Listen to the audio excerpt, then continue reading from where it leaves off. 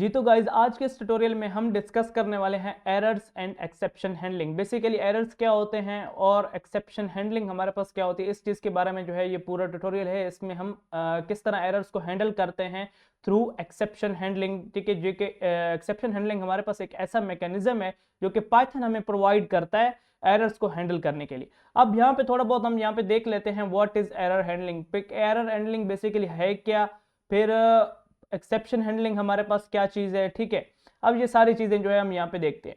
Error handling in Python is a process of managing errors that occur during program execution. ठीक है, error handling हमारे पास Python के अंदर ऐसा प्रोसेस है जिसके थ्रू हम एरर्स को मैनेज करते हैं। मतलब जो कि हमारे पास एरर्स आते हैं जब भी हम प्रोग्राम वगैरह मतलब बनाते हैं, ऐसा हो ही नहीं सकता कि हम इतना अच्छा प्रोग्राम बना लेंगे बिल्कुल एरर्स आए ना। बेशक शुरू शुरू में एरर्स आते हैं, उनको किस तरह मैनेज करना है।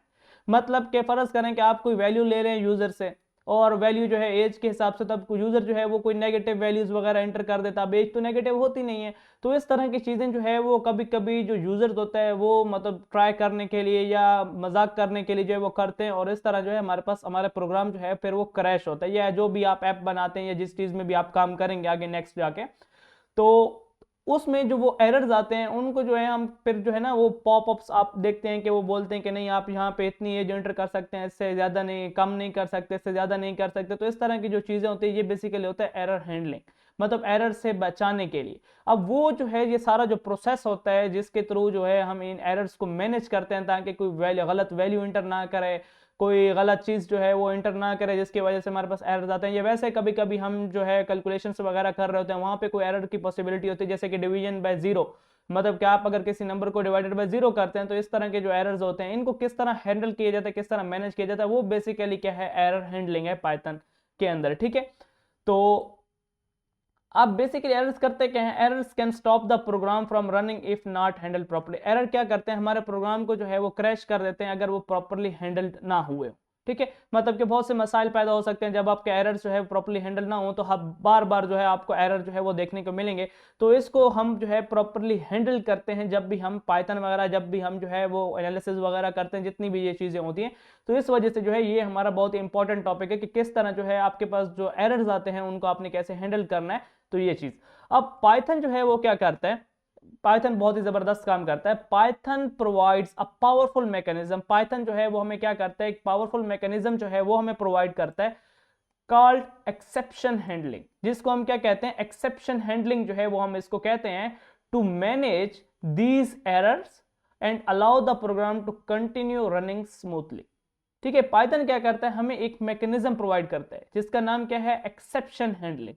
ठीक है, इस एक्सेप्शन हैंडलिंग को मतलब एक्सेप्शंस को हम यूज करके, एक्सेप्शन नाम से ही मतलब चीज कर रहा है कि आप लोग पहले से ही तसव्वुर कर लेते हैं कि ऐसी चीज हो सकती है, तो उस चीज को जो है मद्देनजर रखते हुए आप पहले से उन चीजों को हैंडल कर लेते हैं, तो जिसकी वजह से जो है आपके प्रोग्राम में एरर नहीं आता। जब एरर नहीं आता तो आपका प्रोग्राम क्या होगा, रनिंग स्मूथली, मतलब अच्छे से जो है वो रन करेगा। ठीक है, अब यहाँ पे हमारे पास कुछ टाइप्स हैं एरर्स की, वो हम यहाँ पे देखते हैं। देखिए, जब आपको एक चीज की टाइप्स का ही ना पता हो, जब आपको एक चीज के बारे में पता ही ना हो कि बेसिकली कितने टाइप्स के एरर्स होते हैं, तो फिर आप उनको हैंडल कैसे करेंगे। सबसे पहले हम यहाँ पे जानेंगे कि टाइप्स कितनी हैं एरर्स की और उसको कैसे जो है वो हैंडल किया जाता है। सबसे पहले जो हमारे पास पहली टाइप है वो है सिंटैक्स एरर। अब सिंटैक्स एरर बेसिकली क्या है, इस चीज के बारे में देखते हैं। सिंटैक्स एरर बेसिकली पाइथन के जो कीवर्ड्स होते हैं, आपने अक्सर देखा होगा जब हम नॉर्मली पाइथन के अंदर प्रोग्रामिंग करते हैं, कभी हम जो है वो करली ब्रैकेट्स लगाना भूल जाते हैं, जैसे कि डिक्शनरी लिस्ट में इस तरह, जहाँ पे हम कभी कभी डबल कोट्स ओपन करते हैं, बंद करना भूल जाते हैं, कहीं पे इक्वल लगाना होता है हम नहीं लगाते। इस तरह के जो एरर्स होते हैं, कभी हम स्पेलिंग मिस्टेक कर देते हैं उसके अंदर, पाइथन के कीवर्ड्स के अंदर, तो वो बेसिकली होते हैं सिंटैक्स एरर। मतलब कि पाइथन की लैंग्वेज के अंदर जब आप उसमें काम कर रहे हैं और वहां पे उसके अंदर कोई मिस्टेक हो जाए आपसे, तो वो बेसिकली क्या होते हैं, सिंटैक्स एरर। ठीक है, इनका नाम आपने अक्सर सुना भी होगा। ठीक है, अब यहाँ पे गया आप जो है लिखा हुआ भी है, आप देख सकते हैं, नोट्स भी आप लोगों को प्रोवाइड कर दिए जाते हैं, लिंक आप लोगों को डिस्क्रिप्शन में मिल जाता है, साथ में ये जो नोट्स होते हैं इनका भी, और जो हम यहाँ पे प्रैक्टिस करते हैं प्रैक्टिकल, उसका भी जो है वो फाइल दोनों आपको डिस्क्रिप्शन में उसका लिंक होता है, वहां से आप जाके डाउनलोड कर सकते हैं। ठीक है, अब देखते हैं basically occurs when Python code is written incorrectly.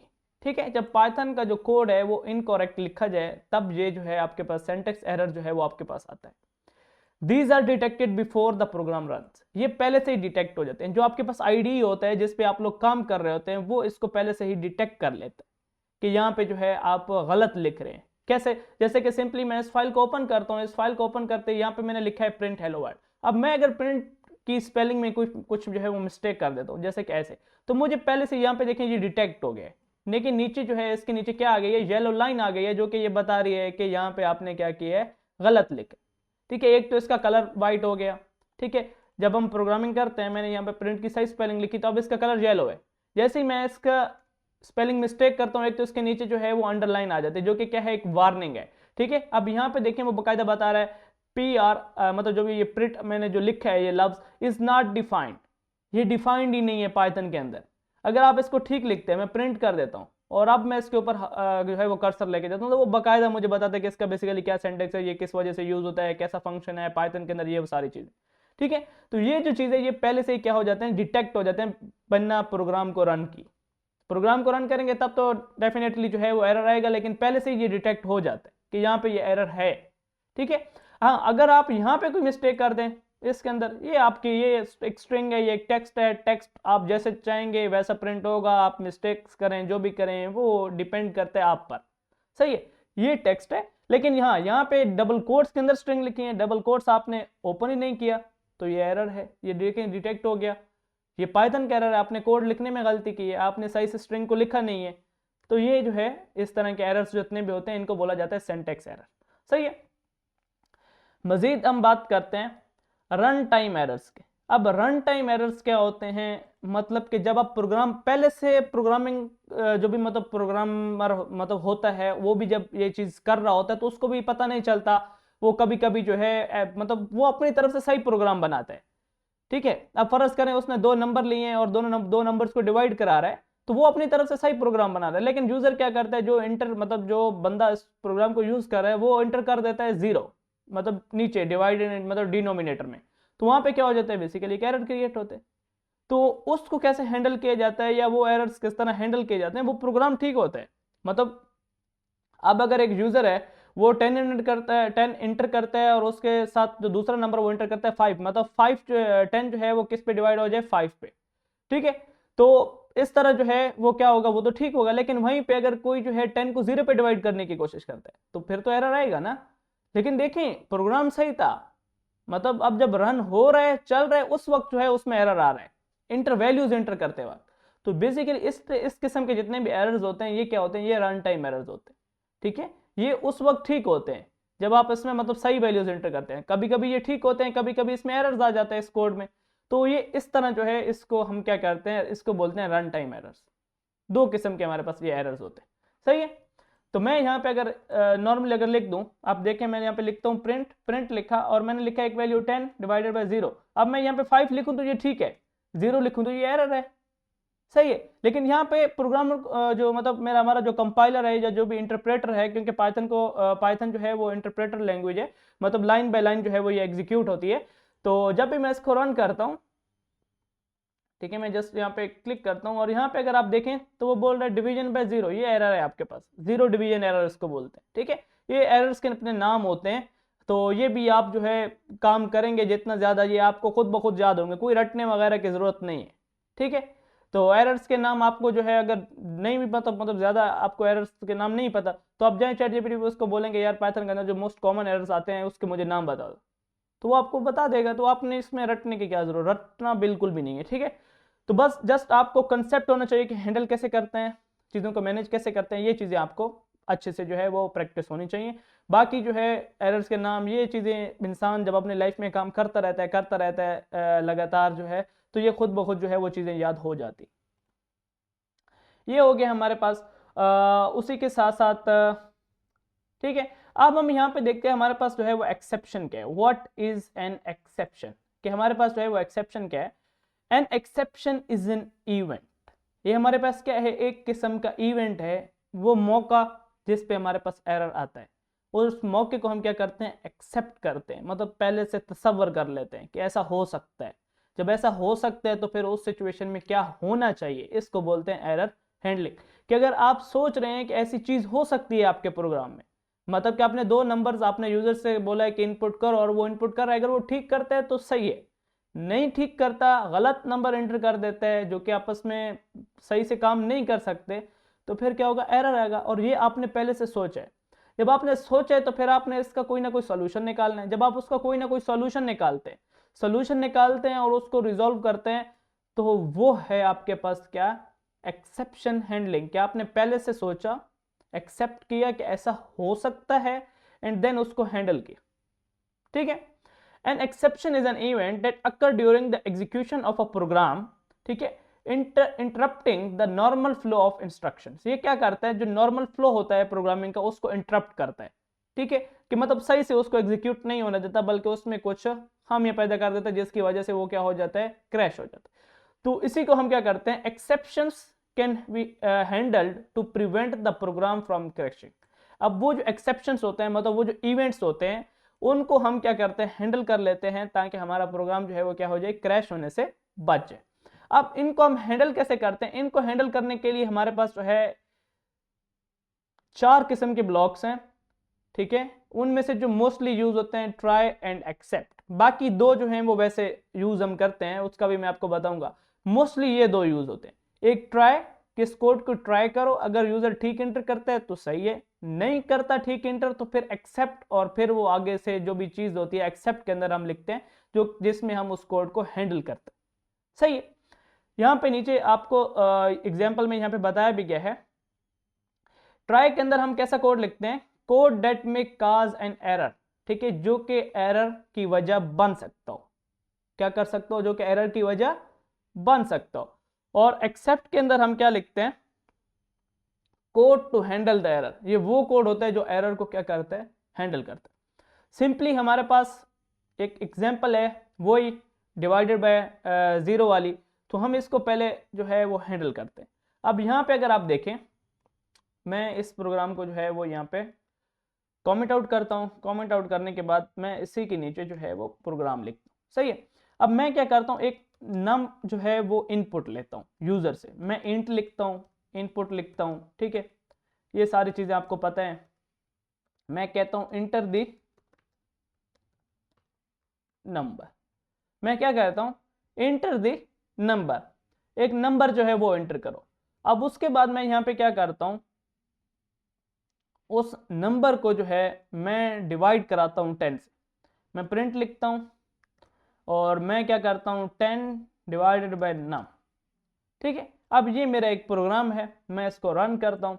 जैसे मैं रन करता हूँ तो वो मुझसे यहाँ पे, अगर आप नीचे नीचे देखें तो यहाँ पे वो मुझसे क्या कह रहा है, वो मुझसे मांग रहा है इंटर दी नंबर। तो मैं यहाँ पे इंटर करता हूँ 10, सॉरी मैं यहाँ पे इंटर कर देता हूँ 5।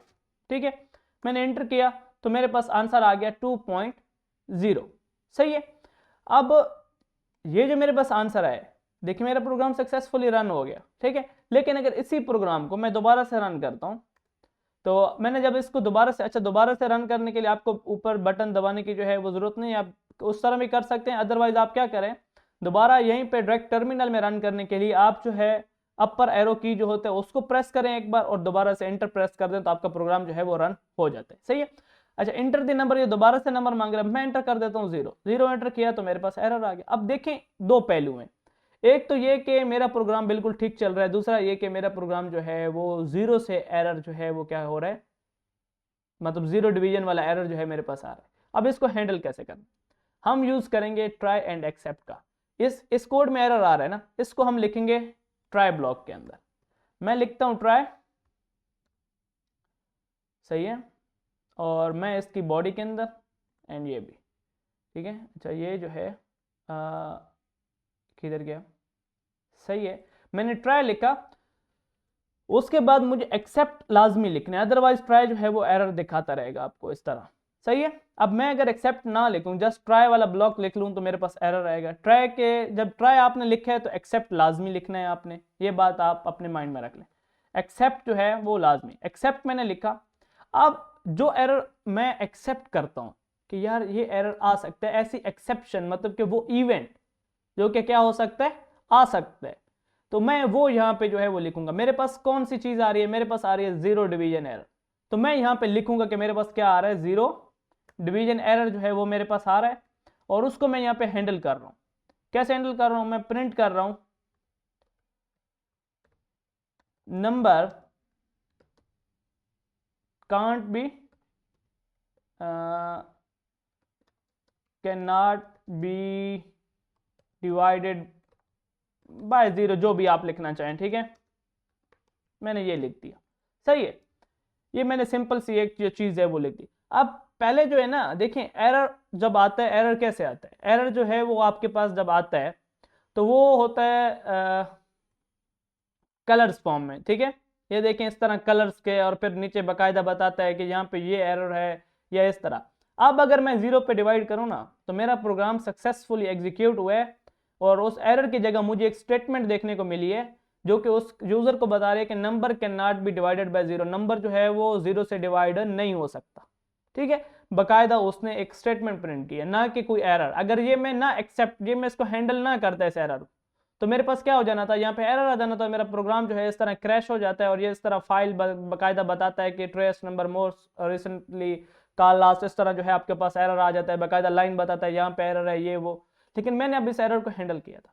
अब यहाँ पे कुछ और भी हो सकता है, एक और एरर भी यहाँ पे इसी कोड में आ सकता है। वो कौन सा एरर आ सकता है? वो ये है कि अगर यूजर जो है नंबर के बजाय कोई वेरिएबल वैल्यूज, मतलब जो कुछ टेक्स्ट है वो एंटर कर दे। ऐसा भी तो हो सकता है। अगर वो इस तरह की चीजें एंटर करता है तो आपके पास आता है वैल्यू एरर, कि उसने गलत वैल्यू दी, क्योंकि आपका जो इनपुट है वो वैल्यू एक्सेप्ट कर रहा है इंटीजर टाइप की, क्योंकि मैंने यहाँ पे लगाया इंट, ठीक है। इंट लगाया इनपुट के साथ, तो ये इंटीजर वैल्यू हैंडल करेगा। तो यहाँ पे जो है मैं क्या कर रहा हूँ, मैं कुछ और एंटर कर रहा हूँ, WE इस तरह मैं कोई चीज एंटर कर रहा हूँ, कोई टेक्स्ट, तो वो एक एरर प्रोवाइड करेगा। अब वो क्या है? वैल्यू एरर है, जो कि एक इंटीजर टाइप नहीं है। तो इस चीज को भी आप हैंडल कर सकते हैं, एक और एक्सेप्ट लगाएं। आप क्या करें, एक और एक्सेप्ट लगाएं। मैंने एक और एक्सेप्ट लगाया, और मैं यहाँ पे क्या करता हूँ, वैल्यू एरर। एक होता है सिंगल, सॉरी ये है मल्टीपल एक्सेप्ट्स, ठीक है। सिंगल तो आपने देख लिया कि अगर एक एरर से जस्ट आप हैंडल करना चाहते हैं तो जस्ट एक एरर हैंडल करें। मल्टीपल एरर हैंडल करना चाहते हैं तो इस तरह मल्टीपल एरर्स भी आप हैंडल कर सकते हैं। हर एक के लिए अलग से आपने एक्सेप्ट लगा सकते हैं, ठीक है। आप या इस तरह कॉमा दे के ऐसे भी लिख सकते हैं, ठीक है। आप एक ही उसमें जो है आई थिंक यहाँ पे लिख सकते हैं, मल्टीपल एक्सेप्शन मस्ट बी पैरेंथेसाइज्ड। अच्छा ठीक है, वो कह रहे हैं ब्रैकेट्स लगाएं, मैं चेक करता हूँ। हाँ, ब्रैकेट से आप उसको एक ही लाइन में हैंडल भी कर सकते हैं, अदरवाइज आप इस तरह उसके लिए अलग से भी एक्सेप्ट जो है वो लगा सकते हैं, ठीक है। तो आप ऐसे भी कर सकते हैं, और यहाँ पे लिख दें कि number can not be divided by 0, और या नंबर जो है उसको नंबर ही एंटर करें, कोई टेक्स्ट वगैरह एंटर ना करें, आप एक ही स्टेटमेंट में लिख दें। अदरवाइज जो है आप क्या करें, आप ये देखें अगर आपने एक ही लाइन में सारे एरर्स हैंडल करने हैं तो इस तरह आप जो है ब्रैकेट्स लगा के करें, दरमियान में कॉमा। अगर आपने अलग अलग करने हैं तो जैसे मैं अभी कर रहा हूँ इस तरह आप कर सकते हैं, मतलब एक अलग एक्सेप्ट लगा लें, सही है।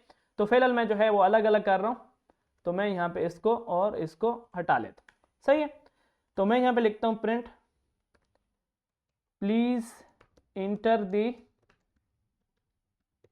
करेक्ट नंबर, ठीक है। मैंने जस्ट एक जो है वो स्टेटमेंट लिख ली कि please inter the correct number, ठीक है। तो आप भी इस तरह जो है वो कुछ भी यहाँ पे लिख सकते हैं। तो अब यहाँ पे क्या होगा, दोनों एरर्स जो है वो अच्छे से जो है वो हैंडल हो जाएंगे। अब जब एरर्स देखें, जब एरर्स हैंडल होते हैं तो उसके जो नीचे वाला कोड होता है वो अच्छे से रन हो सकता है। मतलब कि अगर इसके नीचे कोई कोड है, मैंने ऐसे लिखा हुआ है प्रिंट नेक्स्ट कोड, मैंने ऐसे मतलब कुछ इस तरह इसके नीचे और भी कुछ कोड है, ठीक है। तो जब एरर हैंडल ना हो तो उसके जो नीचे वाला कोड होता है वो प्रिंट नहीं होता, ठीक है। फर्ज करें कि अगर मैं इस सारी चीज़ को, ठीक है, अब देखें अगर मैं इसको कमेंट आउट करूं और ये मेरे पास एरर आएगा ना इससे, तो मैं अगर एरर जनरेट कराता हूं तो ये मेरे पास कोड रन नहीं होगा, ठीक है। देखिए अगर मेरे पास एरर आता है ना तो जो मेरा नेक्स्ट कोड है वो रन नहीं होगा, ठीक है। मैं जस्ट सिंपली, तो यहाँ पे आप देखें मेरे पास वो नेक्स्ट कोड लिखा हुआ नहीं आया, लेकिन वहीं पे अगर मैं एरर को हैंडल कर लेता हूँ तो मेरा जो बाकी का कोड है वो अच्छे से कम से कम काम कर जाता है, ठीक है। जहाँ पे एरर आता है वो उसको बता देता है कि यहाँ पे आपने गलत चीज़ एंटर की है, ऐसा नहीं करना, और बाकी का जो कोड है वो अच्छे से रन हो जाता है। लेकिन अगर मेरे पास एरर आता है तो फिर मेरा बाकी का कोड जो है वो रन नहीं होता। जैसे कि यहाँ पे मेरे पास एरर आया तो मेरा जो नेक्स्ट कोड वाला वो प्रिंट स्टेटमेंट था वो नहीं चला, क्योंकि वो इसके बाद में था एरर के, इस वजह से। तो इसी चीज़ को मैं अगर यहाँ पे कमेंट आउट कर दूँ और मैं दोबारा से इस कोड को अनकमेंट करूं तो अब देखें यहाँ पे मेरे एरर्स हैंडल हो रहे हैं। तो मैं अगर यहाँ पे इसको जो है वो दोबारा क्या करता हूँ, सॉरी, इसको जो है मैं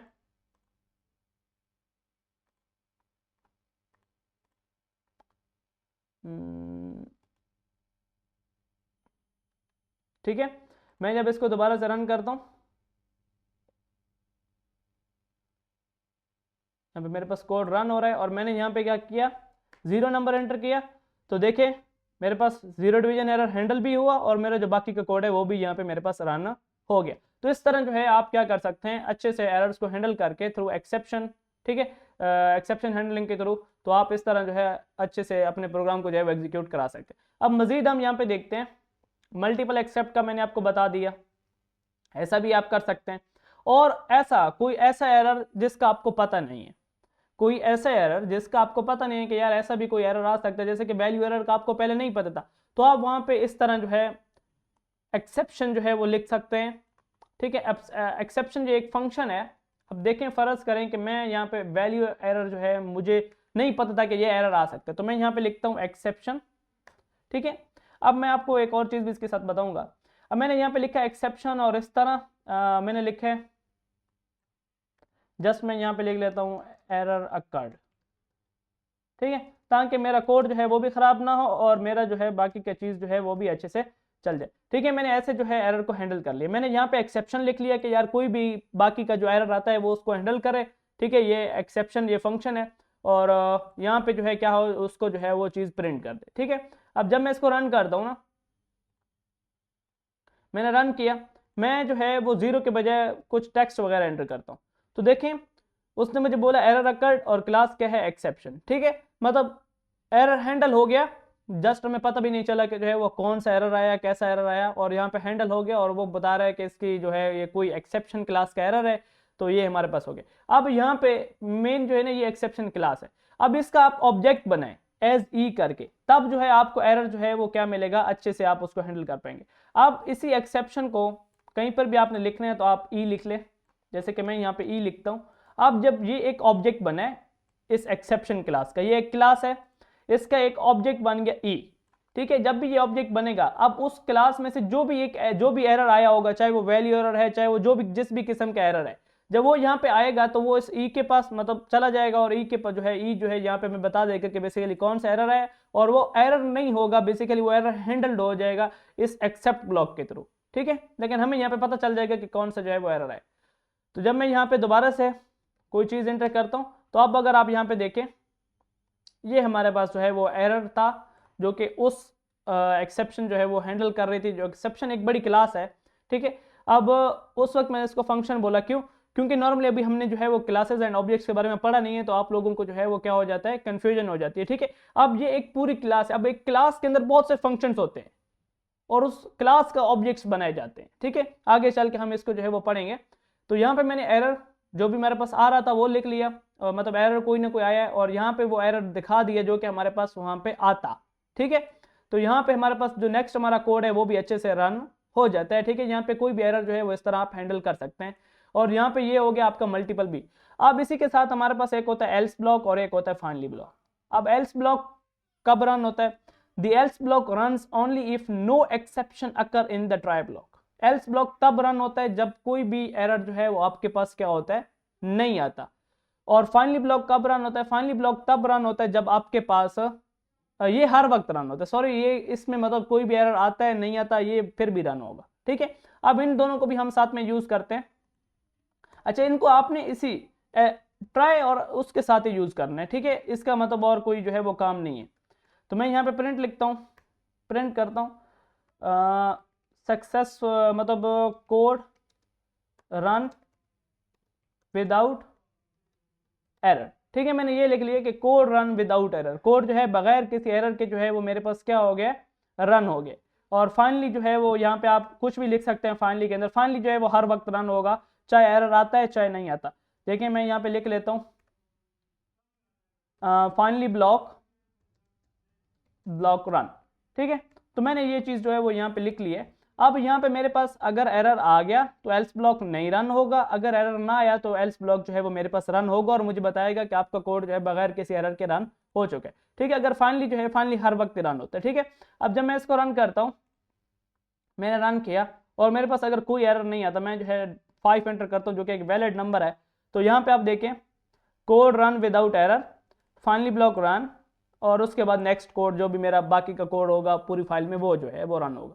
अब यहीं पे अगर मेरे पास एरर आ जाता है, ठीक है, मेरे पास अगर फर्ज करें एरर आ गया जो कि 0 है, तो अब आप देखें फिर एक्सेप्ट ब्लॉक रन होता है और फाइनली ब्लॉक रन होता है, एल्स ब्लॉक जो है वो क्या होता है, रन नहीं होता, और नेक्स्ट कोड बाकी का जो कोड है वो भी रन हो जाता है, क्योंकि मैंने यहाँ पे एरर को हैंडल कर ली। तो इस तरह जो है आप काम कर सकते हैं, मतलब एक्सेप्शन हैंडलिंग वगैरह आप कर सकते हैं सारी चीज़ें। ठीक है, और ये जितने भी ब्लॉक्स यूज होते हैं वो हो गए। अब मैनुअली जो है आप कोई एरर जो है वो जनरेट कर सकते हैं, खुद एरर जो है वो दिखा सकते हैं कि यहाँ पे आपके पास एरर आना चाहिए। देखें कभी कभी कुछ तो ऐसे एरर होते हैं जो कि खुद ब खुद आते हैं, कभी कभी हमें भी कुछ एरर्स जो है वो जनरेट कराना पड़ते हैं खुद ब खुद के मसलन के जैसे एज वाली एग्जांपल है यहाँ पे मैंने दी भी है नोट्स के अंदर भी। तो बेसिकली यहाँ पे होता क्या है, कभी आप लोग कोई ऐसा प्रोग्राम बनाते हैं और वहाँ पे आप कुछ ऐसी वैल्यू उस यूज़र से मांगते हैं जो कि यूज़र जो है मजाक मजाक करने में गलत चीज़ देते हैं, तो आप चाहते हैं कि उसकी एप्लीकेशन जो है वो बंद हो जाए, या अगर वो कोई गलत चीज़ मतलब कर रहा है तो उसमें क्या हो जाए, वो जो भी चीज़ है वो शट डाउन हो जाए, जो भी एप्लीकेशन है जो भी प्रोग्राम है आपका क्रैश हो जाए, ताकि वो चीज़ जो है वो परफॉर्म ना कर सके।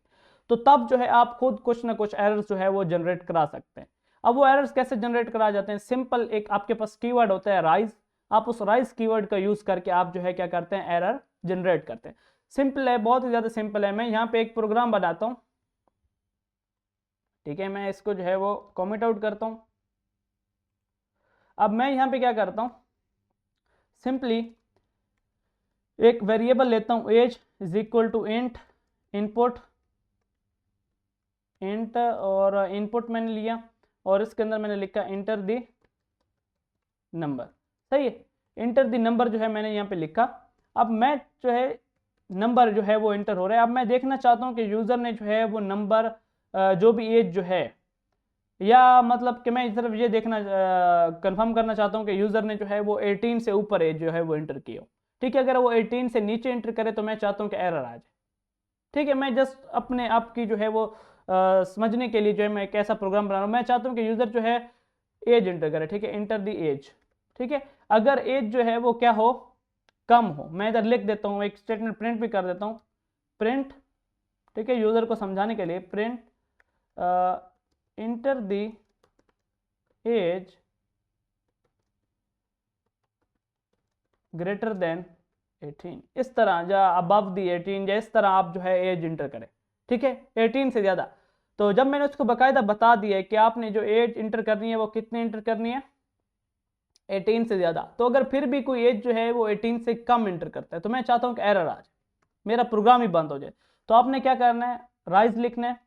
राइज लिखने के बाद आपने यहाँ पे जो है जो भी आप एरर जो है मतलब जनरेट करना चाहते हैं, जैसा कि यहाँ पे वैल्यू एरर जनरेट करना चाहते हैं, ठीक है, या आप कुछ और एरर जनरेट करना चाहते हैं, वो उस एरर का नाम लिखेंगे आप यहाँ पे।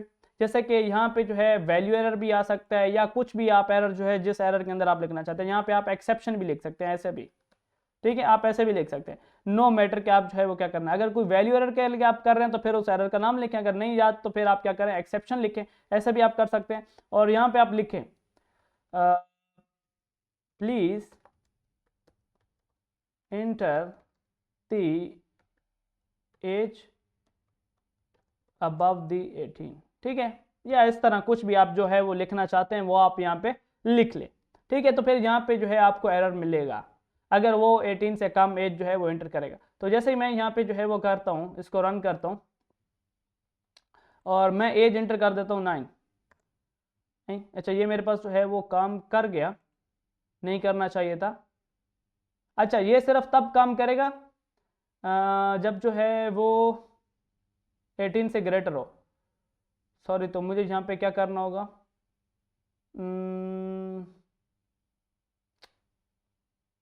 ऐसे। ठीक है, ऐसे मुझे जो है यहाँ पे कंडीशन जो है वो ठीक करनी होगी।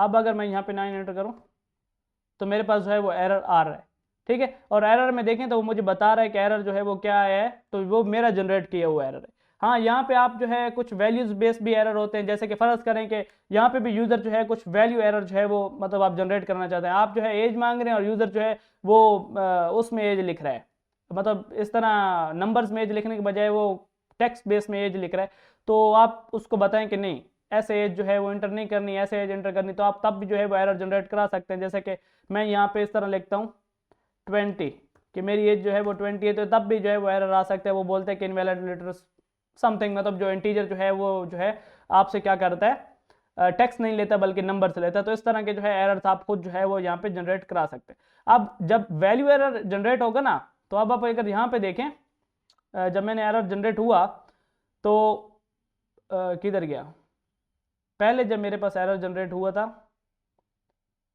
तो जब मैंने 20 वगैरह जनरेट किया तो मेरे पास जो है वो कुछ और आया, ठीक है। जब एक मिनट, मैं जब वैल्यू गलत देता हूँ ना, ठीक है, जब मैं इस तरह कुछ टेक्स्ट वगैरह देता हूँ तो आप यहाँ पे देखें फिर आपकी लिखी हुई स्टेटमेंट नहीं आएगी, फिर जो वैल्यू एरर की स्टेटमेंट है वो आएगी।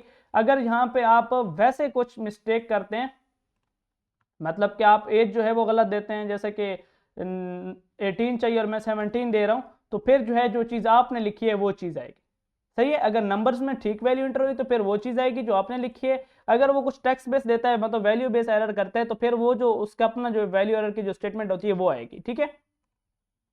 इस तरह से जो है आप खुद भी जो है वो क्या कर सकते हैं, एरर जो है वो जनरेट करा सकते हैं। अब एक साथ मैंने आप लोगों को इसका यूज़ करना बता दिया कि आप किस तरह ट्राई, एक्सेप्ट, एल्स, फाइनली को एक साथ यूज़ कर सकते हैं, ठीक है।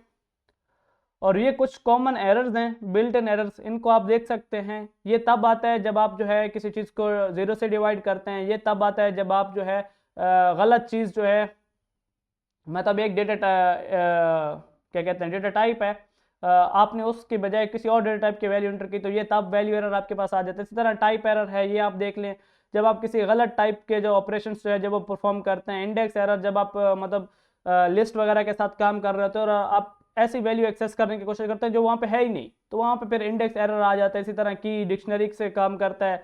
कभी आप फाइल्स के साथ जब काम करते हैं तो फाइल जो है अगर ना मिल रही हो प्रोग्राम को, तो फिर जो है वो यहाँ पे बताता है कि फाइल नॉट फाउंड एरर। इसी तरह वेरिएबल्स का नाम अगर आप जो है वो गलत लिखते हैं, ठीक है, तो वहाँ पे इस तरह, और एट्रीब्यूट एरर, इस तरह मजीद जितने भी एरर्स हैं, कुछ एरर्स हैं, आप इनको जो है वो देख सकते हैं। आप कुछ कस्टम एरर्स हैं, ये भी मैंने आपको बता दिया, ठीक है, किस तरह आप जो है खुद से, आपको कोई एरर का मतलब आपको नहीं पता कि आप जो है वो कौन सा एरर राइज करना चाहते हैं, वैल्यू एरर वगैरह, तो आप खुद से जो है एक्सेप्शन लिख लें और वहाँ पे आप उसके अंदर जो भी, तो वहाँ पे एक एक्सेप्शन आएगा कि मतलब ये आपने जो है एक चीज़ एक्सेप्ट किया कि ऐसा हो सकता है, तो वो एरर जो है वहाँ पे आपको डिस्प्ले हो जाएगा। ये इसको कस्टम एरर बोलते हैं। राइज के थ्रू जो है इसको आप जो है वो जनरेट कर सकते हैं। सिंपली हमने इसको किया भी है, ठीक है। अब समरी है यहाँ पे इसकी, ट्राई किसके लिए यूज़ होता है, एक्सेप्ट किसे, ये आप लोगों ने खुद पढ़ लेना है, ठीक है। ये मैंने आप लोगों के लिए नोट्स में चीज़ें लिख दी हैं, अब ये नोट्स वगैरह रीड करना आपका काम है। बाकी जितना भी प्रैक्टिकल था इसका, वो सारा का सारा मैंने यहाँ पे आपको करा दिया है कि एरर्स जब आते हैं तो उसको कैसे हैंडल किए जाते हैं, कैसे एरर जनरेट किए जाते हैं खुद, और बाकी सारी चीज़ें, ठीक है। अब ये दोनों चीज़ें जो है मैं यहाँ पे क्या कर दूंगा, अपलोड कर दूंगा। लिंक जो है वो डिस्क्रिप्शन में होगा, डाउनलोड भी कर सकते हैं नोट्स को, फाइल को भी डाउनलोड कर सकते हैं और इनको वहीं पे जो है वो देख भी सकते हैं, सही है। तो आज के ट्यूटोरियल में इतनी, अपना बहुत बहुत ख्याल रखिएगा। अल्लाह हाफिज़।